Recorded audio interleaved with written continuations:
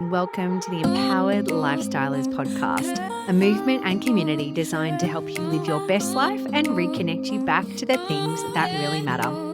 It's been a hot minute since we have shared a new episode, and I'm excited to have Anthony, my sidekick, my ride or die, along for this episode today as we talk about creating a wealth plan that's in alignment with your values and all the challenges that a lot of families are facing today as well. So we dive into a little bit of our story, give you some updates on the changes that we've had happening in our world, and also some opportunities to learn and expand your wisdom and knowledge in the decentralized space, which we are super passionate about.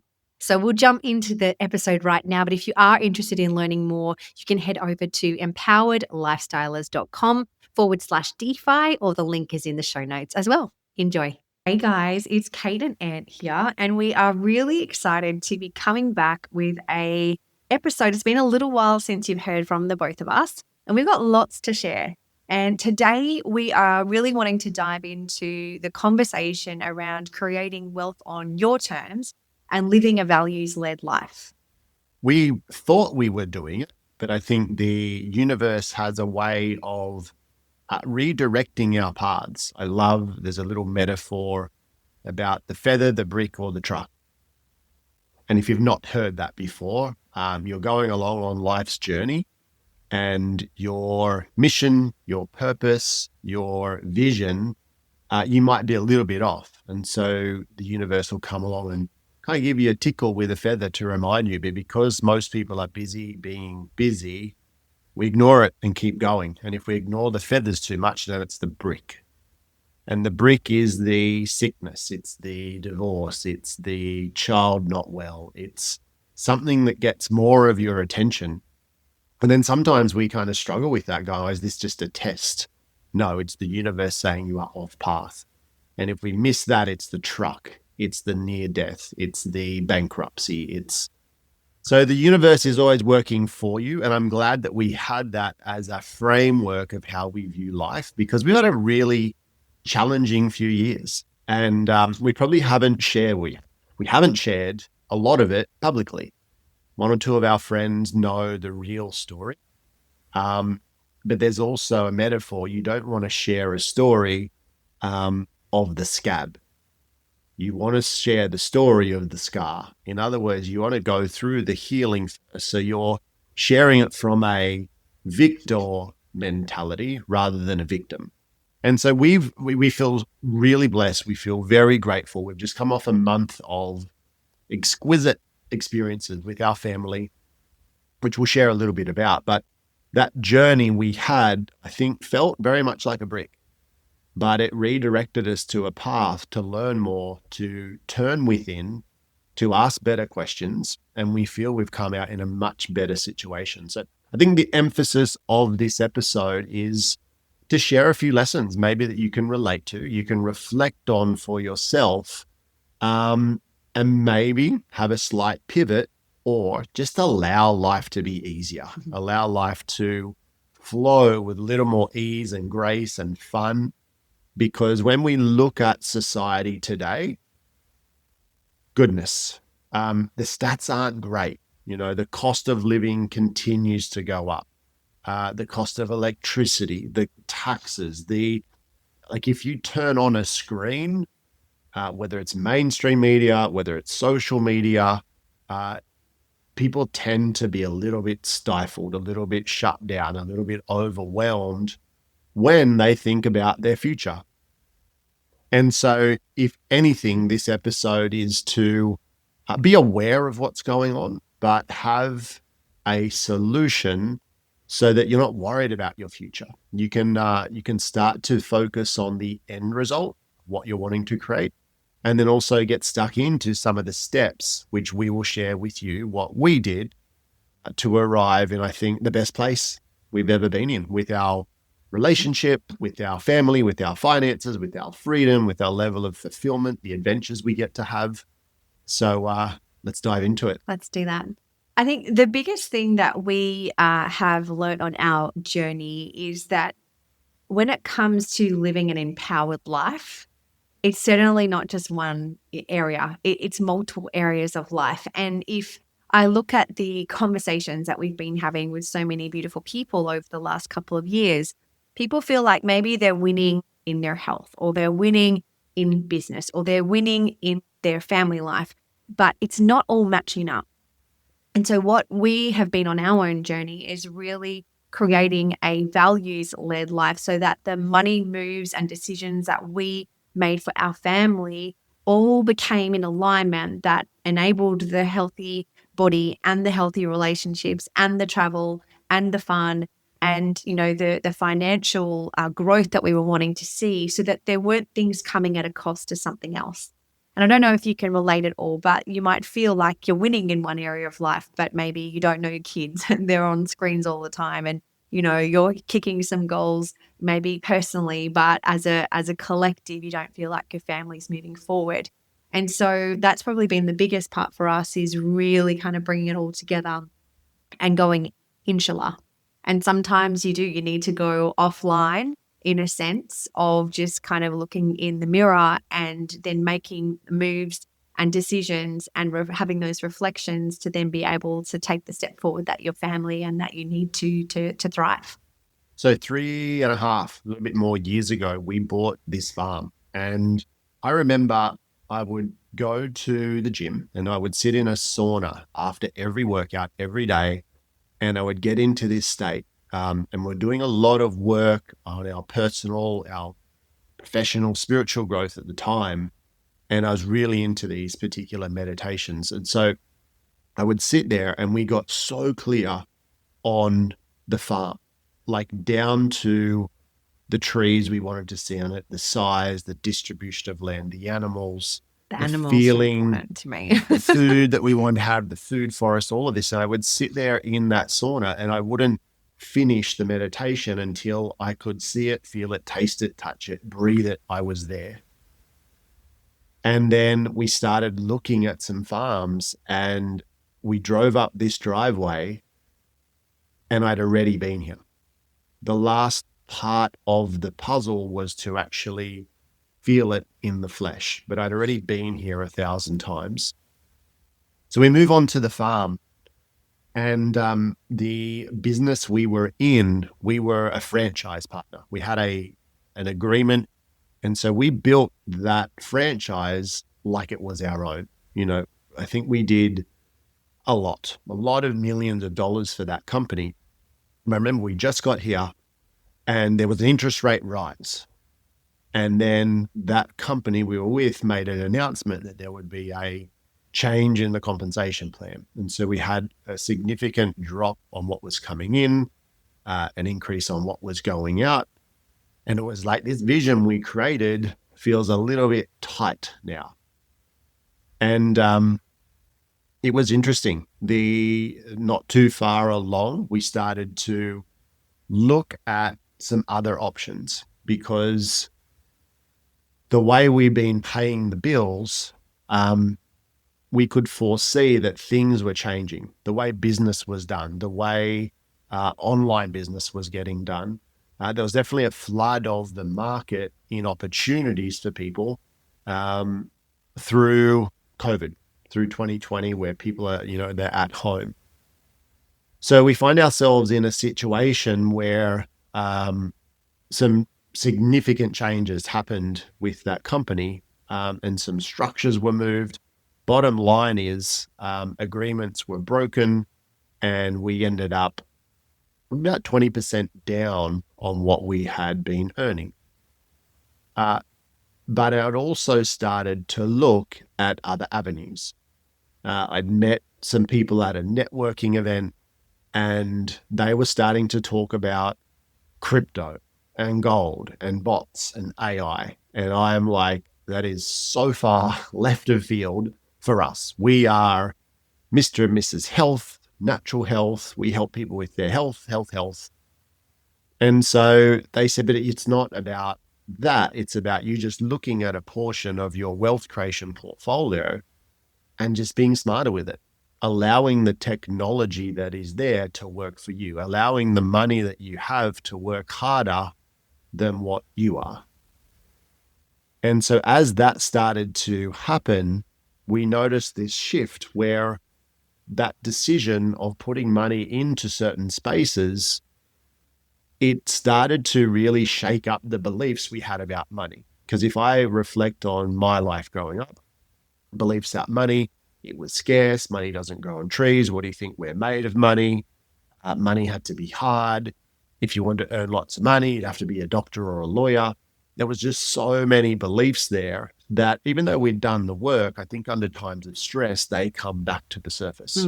And also at the same time, since 2022, there's been 13 interest rate hikes in Australia, I think around 11 in the US. We were looking at so many prices of things going up as well. And so we knew that that wasn't just affecting our family, but so many others that we were speaking with. The banks made a sweet $4 billion in tap and go fees alone in the last financial year, which is crazy. There's money mechanisms and ways to generate a revenue and profits out there that don't take a lot of sweat equity to do so. Yet a lot of us aren't tapped in or connected with those. And so we keep on doing what we've always known. And I think that for so many people, that's where you might be sitting, where it's like, well, I feel like I'm working as hard as I can. I can't get another job. I don't get to see my kids enough as it is. So how do I get ahead when there's inflation of cost of living, there's deflation of the Aussie dollar or any fiat currency? And it's just like, how am I supposed to make ends meet or even start dreaming? And I know I feel like I'm being in a privileged place where we have made great decisions over time to get us to a point where we do have more time, freedom, and choice. But I also remember very, very clearly that feeling of going, what's the point in writing a goal down? Because how's it even going to come? What's the point in letting myself down? Because I'm just going to write it. And it's just a wish. There's no real plan or, way to get there. So I'm just kind of wasting my time. Yeah, I think with our brains, if we don't see how's the mechanism, we write these goals as just a fantasy because we can't connect the dots. So back to the story, our means of income stopped from our other business. And it was very heartbreaking because relationships broke down, relationships with friends, family, company. And I think the challenge was we'd put all our eggs in that basket. All our eggs, all of our income was still from a traditional business. I just did a post earlier today. We've taken our children out of the schooling system because I look at what children are learning at school, and 90% of that will be replaced in the next 12 months with AI. And so I just want to add to that. So I was chatting to one of the kids, had some friends over on the weekend, and one of the girls was having to prepare for a assignment and she needed to write a dictation. And she said, yep, the teacher says they'll put anything that we present into an AI thing to make sure we haven't used AI to draft anything. And I said, wow, isn't that fascinating? Because if I do any research or if I'm wanting to write something and being thoughtful, I'll write it first and then I will use Chat GPT or other, features in the AI world to improve it. It's not cheating in my mind, it's enhancing. And so the system is having the children not use technology, and that's exactly where the world's going. So it's just an interesting little side note. And she's like, no, can't use it. Well, that's the schooling system, right? You have to rote learn information that comes from history books that the teacher says is right. And so you think about the conditioning there. Whoever's at the front of the room, we have to believe what they say is true. We have to rote learn. And then in order to pass, we've got to regurgitate the answers in order to be good enough to graduate. And you look at the conditioning that creates in us as a society, where if the government turns around and says we're going to tax spare bedrooms, we're going to start implementing unrealized capital gains tax, we just listen and go, yes, because they're at the front of the room. and then we abide by it. And so I don't think it makes for a good society. So we took our children out of that system. We grow a lot of our own food. We kind of took ourselves out of the food system, which is designed to make us sick. And then the biggest thing through this brick, I guess, of having our means of income change is we really looked at money. We started to look at, well, how can it be that the banks just keep printing money? And we started to learn about how money was gold backed, but then they decided it's not. And then we went through the change in internet. So now money is just a digit on a screen. I just want to pause on that because I love to simplify things. And for those of you that haven't, when anything finance used to come on the news or that I would hear, I would just be like, blah, don't even like want to listen to that.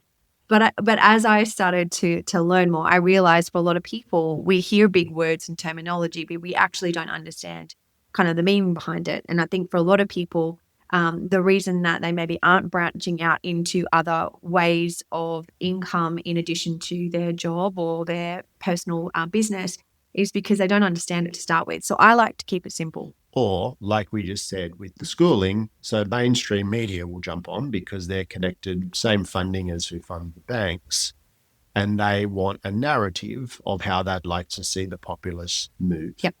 So I want to go back to the gold thing because back in the day, if you had $300,000 worth of cash in the bank, it was backed by gold. So there was $300,000 worth of gold sitting in the bank to actually back that. Now, in the 70s, in the mid 70s, that actually changed where there was no longer gold back fiat. So what that meant is the bank didn't necessarily have to have that much money of value sitting there in their safe. And you might have even had cases where you might have gone into the bank in recent times and requested cash out, and they have said, oh, no, you need to request that. We'll have it ready for you in 2 or 3 days. You can't have that amount. We don't have that on site. And so what that means is that the dollar notes we have, they really don't hold a lot of value, or we're seeing them decrease in value because they're printing new money all the time.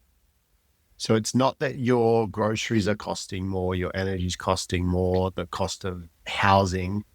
It's that same dollar, Aussie, US, yen, whatever, has less buying power. Now, if you took gold bars, let's say you bought your house, gold bars, we use the 300,000 example, and you had 300,000 worth of gold bars and 300,000 worth of cash, and you bought your house. And then we move to today. Let's say it's 30 years on. You could go back and buy that same house for the same amount of gold bars. So gold has held its value throughout time. The 300,000 cash, it's probably over 30 years, that same property is probably worth $1 million. Not because the value of the property necessarily went up. It's just that it takes more of this thing called cash, which is really just a figment of our imagination. We've all agreed that this bit of paper, which is now just a digit on a screen, which is about to be concerning, I'll explain why in a second. And so much of our happiness, let's bring this back to practical terms. Think about if I interviewed 100 families right now in Australia, across the world, and I said, what's your greatest source of stress? For most of them, money would be a mention, or something that leads to the money, or the money causes this. And so it's crazy. If you were an alien looking at our world and you go, you were put here and you have every resource you need. You have all of the food, clean air, water, relationships, connection to the earth, sun, the animals. And you guys have gone and taken this stuff, this printed money or this thing on a screen, and that is the source of your happiness. It's kind of messed up. But it's good to fly out and take an eagle-eye view at things, because sometimes we get so stressed about the smallest things. Mm. So if you start to look at money not as a source of stress, but just a game you play, and think about what money is just value. And so if you can find a way to be a part of this. And instead of looking at the banks going, how can the top four banks in Australia, be in the top 10 richest banks in the world when our populace is so much smaller than the rest of the world? Because they play the game really good. And they're a business. They're a business. They're It's called the Commonwealth Bank, but it's not from the Commonwealth. It's just a name. I think that's something that is really important to recognize or be reminded of, is that anywhere we store our money in the banks, regardless of which bank, their job is to make that bank money. It's a business. It's not there to protect our money. And so I think at the end of the day, what it comes down to is nobody is going to take better care of your money and the growth of it than you.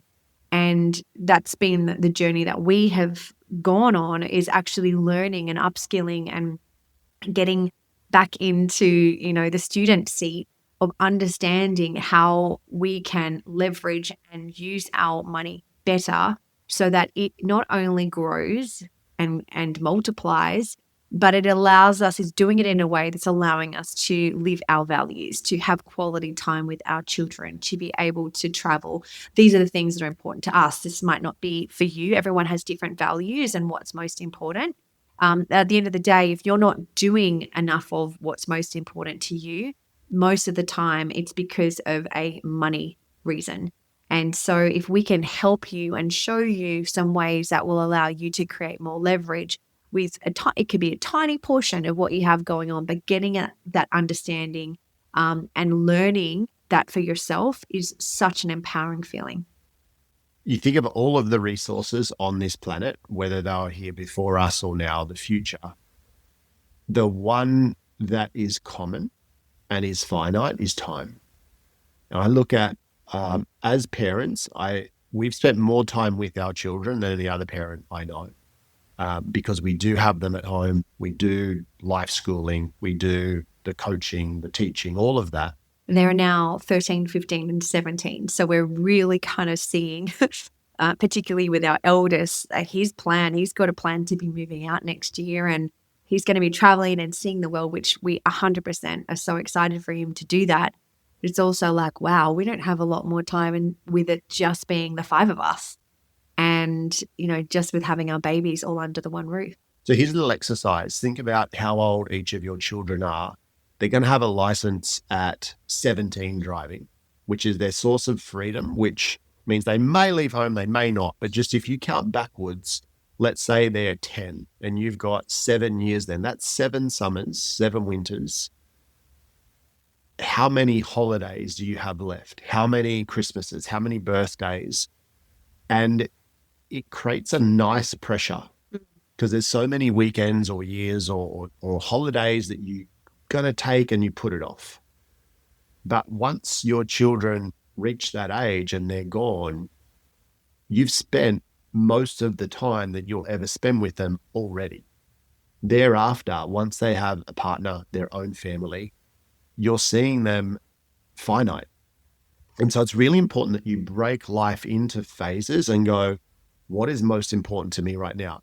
We made a choice when we moved to the farm to go, we're really good at creating, we're really good at content. We can create incredible value, whether it's retreats, whether it's transformation experiences, whether it's online courses.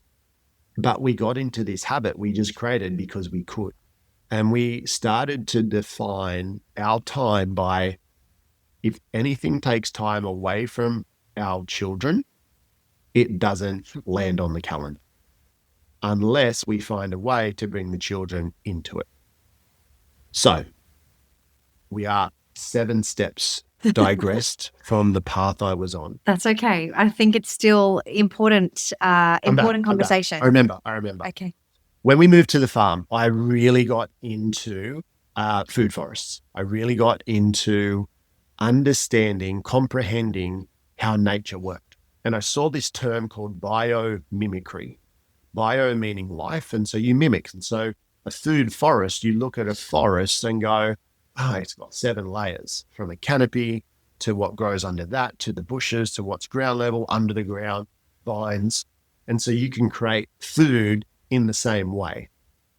And I love that concept. When I started looking at money and I started to look at the banks, and when they're not the enemy, they make money really, really, really well. How can we use biomimicry or bank mimicry to go, they just print money out of thin air. They literally just print money. Wonder if there's a way we could do that. When I give my money to the bank, it's instantly not mine anymore. It's the bank's. And go search your bank, your terms and conditions, ChatGPT, whatever, and you will see that the money that's in the bank is not yours. It's the bank, and you are the unsecured creditor, meaning you've got a plea to get it back to use it if you want to shift it into something else. These are very important things to understand.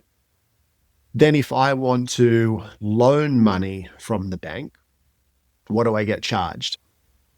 Incredible interest rates. If I want to move money, I get fees. And so we're looking at all of this, instead of going, that's not fair, go, how can I create that? And so the quality of your life will come from the quality of the questions you ask yourself. And if you ask yourself better questions, people start to show up. Opportunities start to show up. You have a different lens how you see the world, instead of being the victim to going to the victor. You get clear on what you want to create, and people have already been out there and created it. So we did that. And it's interesting because as our means of income was depleting as it was, we were asking better questions. We were getting clearer on what we wanted. And for the new to appear, the old had to die. And it sucked because we weren't looking at it like that. We can look at it now in hindsight, but it was painful. Things broke down. People we thought were forever friends, relationships broke apart.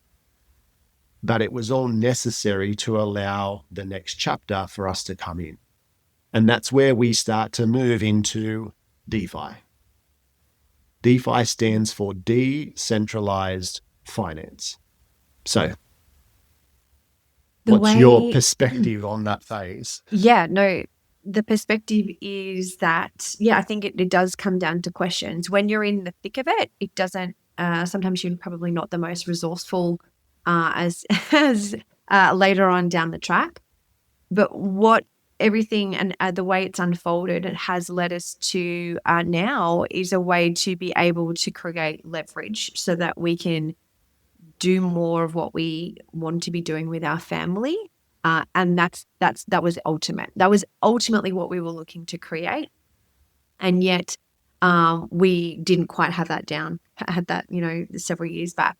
And, we had personally stepped into the crypto world, I think 2016 was when we first got started. So aware of, the Bitcoins, the Ethereums, you hear all, the coins that we hear about now on the news. It's funny, I was reading an article the other day going back, I think it was 2012, something like that, where they were saying that cryptocurrency was used for drug lords, bikie gangs. There was certain countries mentioned. It was all very dark and mysterious.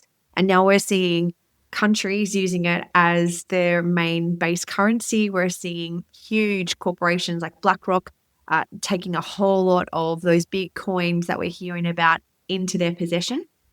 And now it's becoming a mainstream conversation. And so along with that is the decentralized finance world, which, again, if you don't understand the words, it's so easy to just let it roll off your shoulders and be like, yeah, too hard basket. I don't even know what they're saying. They lost me at DeFi. There's one thing I could kind of just like have you take on is the need for you to understand this space now. And our passion is really trying to keep it as simple as we can to help as many everyday families get their head around it. And if it resonates, step into that space so that they can create more time and leverage. Yeah. So if we break it down for you, let's use Bitcoin as a bit of an onboard to comprehend the space. So 2008, we had the global financial crisis, and that was a really cute term. that the media labeled, but it was one major mess up from the banking system. And so then in 2009, a person, Satoshi Nakamoto, comes out with this paper. It was an idea. It was a code saying this is how we could create something with, it's finite, so it has a limited amount. Here's how it could be created. Here's how it could be used. And it was just an idea. And so that went out to very much the kind of techie community. And it started to grow. But as it started to, if you go back and search Bitcoin and look for articles, as Kate said, around that 2010, you had governments saying it's a scam, it's a Ponzi scheme, it'll crash, we'll shut it down. You had your Warren Buffetts of the world, the greatest investors of all time, saying it's a hoax, it's a scam, stay away from it. If we fast forward now, anyone who put $1,000 into Bitcoin at that time would now be worth 1.1 billion. There's not too many other places where you can realize that level of wealth. Notice the amount of uncertainty going against the grain, going against popular opinion, going against the whole mainstream narrative is what it would have taken. Balls of steel, okay? But then again, for a lot of families, 1,000 could be a big stretch, but for some, it's like $1,000, we could have easily found that and placed it into something like it. But then the ups and downs, the cycles of every 4 years of Bitcoin going up massively, halving, crashing, doing it again, and having the fortitude to just hold it and let it grow. Better yet, the way Bitcoin came to market is through a process called mining.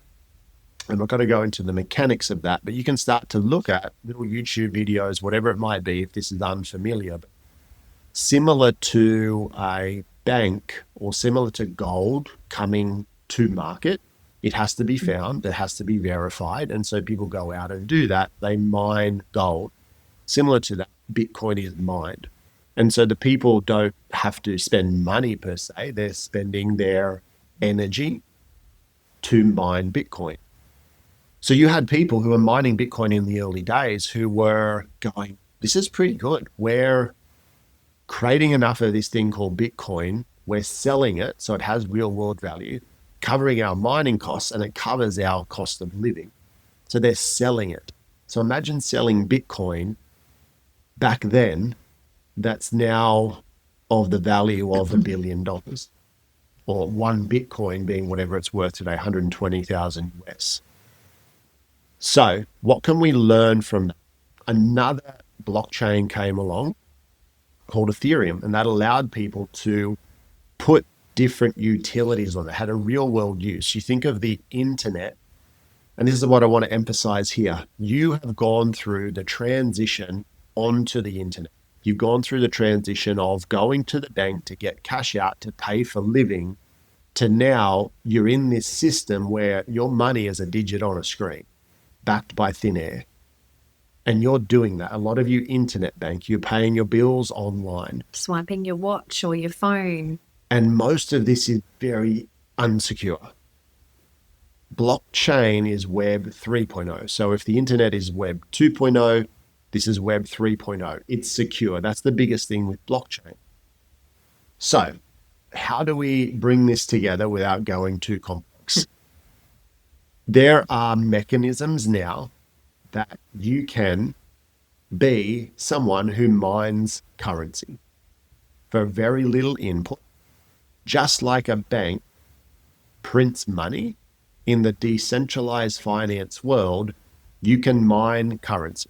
You can create value from thin air, except it's actually backed by something. It has tokenomics, it has algorithms, it has code that mathematically can't be tampered with, that can't be hacked. It's in your possession. It's your own private wallet. And there's a finite value. Finite, and it has instant real world use. That's the first thing. The second thing is when you put money into this. So you can take the money you've mined and you can put it into things called a liquidity pool. Imagine if you were the bank, and the banks exist because you put your money in the bank. They go, we'll happily directly receive your paycheck. It doesn't touch your hands, which means it was never yours, because as soon as it's in our possession, it's our money. Let that sink in. Then they're going to take that money and they're going to 16 exit through lots of mechanisms, through lending, through fractional reserve, through fractional lending, all these different mechanisms. They're going to 16 exit to the tune of $32 billion. Crazy. And for you giving them your money, they're going to give you, you tell me, the average in Australia is 3.4% per annum. Maybe if you're on a winner, you're getting 5. And they're 16xing it and giving you back breadcrumbs. Don't get angry. Go, how can they do that? How can I be the one where I take that money, put it into mechanisms in the decentralized finance world, and I'm the one making not 3.4%, maybe 20%, maybe 40%, maybe multiples like the bank. And there are ways out there to do that, which we would have never found unless we had our backs against the wall and we were pressed to go, there's got to be a better way. So before you go, I want to just put a bow on my message here. If you're in a place right now where you're struggling, you can't, I'm almost in tears, you can't sleep at night because you're worried about your future, your kids' future, it's fucking perfect. How you respond to that. Do you go fetal? Do you turn the news on? Do you get distracted? Do you speak to other people in the same situation so you can all have a pity party together? Or do you find a way to go, if there's other people doing this, they got 2 eyes, 2 ears, a mouth, a brain, they breathe, they're just like me. I have what it takes to step into a space and write the next chapter. You have that in you. And I urge that of you, that you just start to take a look. And we're going to give you some information to show exactly, like, we're not here keeping our cards close. We have the blueprint, exactly what we did. You might go through that and it doesn't resonate with you, but you've got another perspective, another angle. It might lead you to another thing. Start looking outside the system, because the alternative is this. Money has gone from gold to fiat currency, meaning cash. Then it's gone to digits on a screen. It's about to be central bank digital currency. Start to look at that, because money is now going to have an expiry date. It's going to have a certain number of things you can spend it on and can't spend it on. It'll be attached to your digital identity. It's going to be attached to your social media, where they can see what you look at, what websites you go to. This will be here this year. And so change is inevitable. We are going through the biggest shift in wealth and power we've ever seen. If you're on the right side of change, you get to stake your claim for your family for generational wealth. If you are kind of going fetal and being victim and just going along with the indoctrination, you'll be good through change. You will go through change, but you'll be on the side of change where you may not have the level of autonomy, sovereignty, freedom, and choices that you would like. Can you still have an amazing life? Absolutely. The final point I want to make is this. You could have millions and millions of dollars in your bank account right now and still be majorly unhappy. Yeah.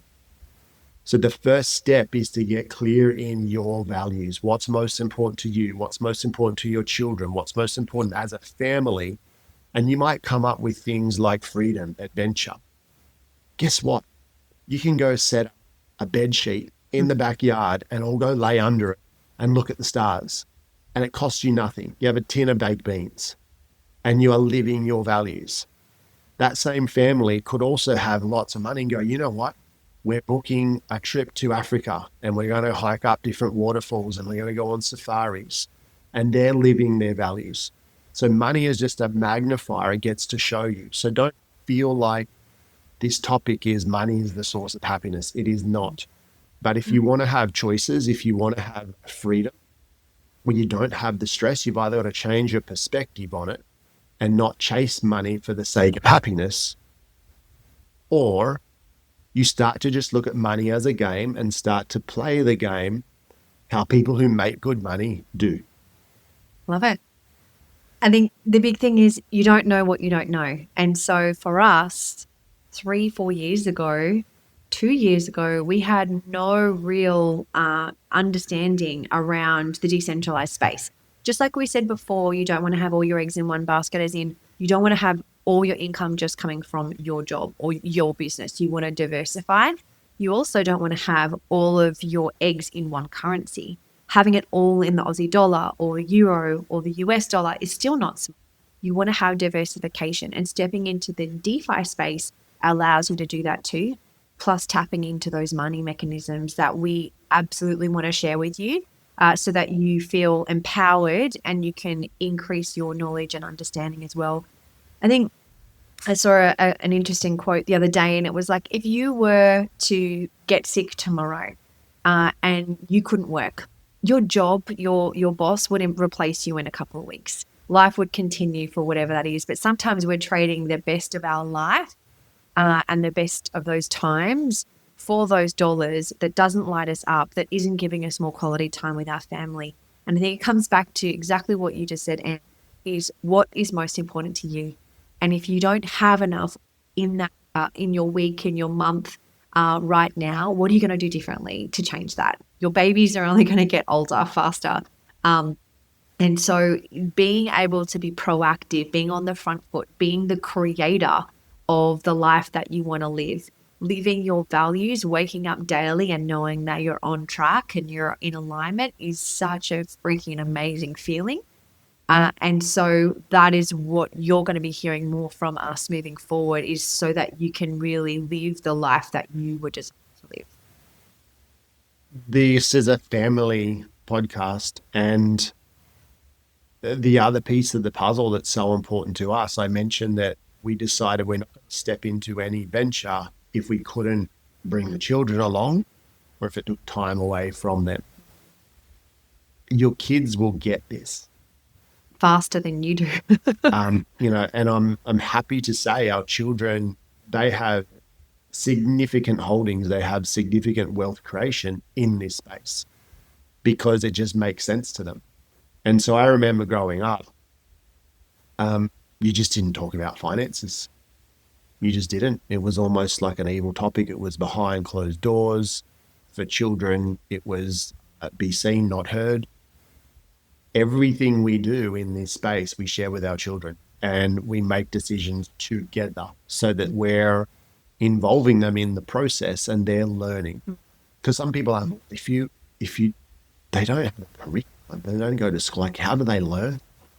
I'm like, they probably know more about maths through practical application of this, how to assess something, how to look at returns, interest rates, all of that. They know more about money because now they have a job. They all, well, about to, but they do trade time for money. And we've had this discussion going, well, we both work 2-3 jobs through our teens. And we have this concept called play now, pay later, or pay now, play later. But if you pay now, you get to play big on the backside. If you play now, you got to pay big on the backside.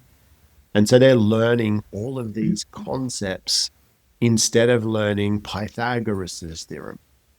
The square on the hypotenuse is equal to the sum of the squares on the other two sides. So I was okay at maths, but I don't use it that much. And when you do look at technology, we've just come back from a trip where we were in Queenstown in the snow for a week. We went to Bali for a week. We're in Sumbawa in a remote, beautiful tropical island. And all the while, we have these bots building our wealth, storing our wealth, protecting our wealth, trading on our behalf while we get to live the life that we envisioned. And if you had have said to us 2-3 years ago, that's what would be creating your wealth, I'd be like, you're crazy. We're not adding value. We're not helping people. We're not working hard. We're not up late.